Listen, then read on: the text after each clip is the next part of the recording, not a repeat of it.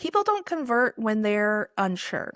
And trust isn't just a vibe on your website. You have to build trust on your website. So I'm going to give you 5 really quick things you can do on your website to start building more trust and get more conversions. The first thing we're going to do is move those testimonials from the bottom of your sales page to up throughout the sales page, because I have looked at a lot of heat map data on my clients' websites, on my own website, and the last fourth of a sales page is usually seen the least.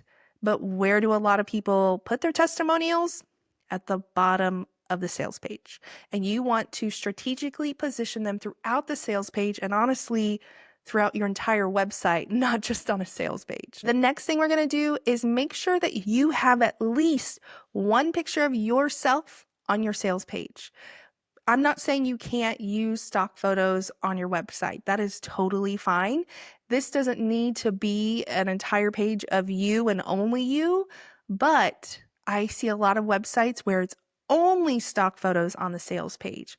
And when we are making a buying decision, we want to work with humans. We want to see who we are going to be working with. Then the next thing we're going to do is add a logo bar with either as seen in or client logos. If you're someone who works with major brands or notable clients, you can add that logo bar on your website. Typically, if it's an as seen in and you're showing off major press features that you've had, this will either go on your homepage, about page, or press page, typically not on a sales page.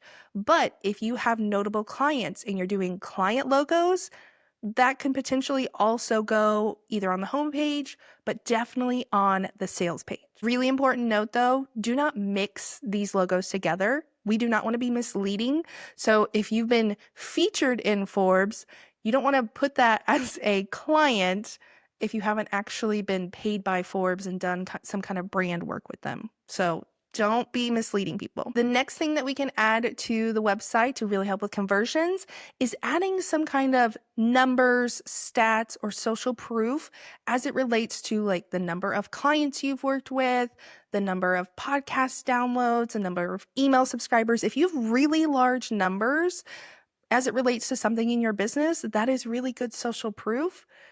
Show those receipts, put those numbers on your website, because it's going to help build trust. Again, where you put this information is going to kind of depend on what the number is related to. If it's podcast downloads, probably doesn't relate to your sales page unless you are a podcast coach. The final thing that we're going to do is actually similar to something I already mentioned.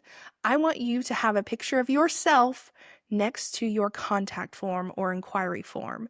Now, a lot of my clients use a third-party platform like Dubsado or Practice Better, and this form will open in a new tab so people can schedule a call, fill out the contact form, and I want you to make sure that your face is on that page, not just your logo. Now, there's a lot more that goes into getting more conversions and leads through your website than just these 5 things.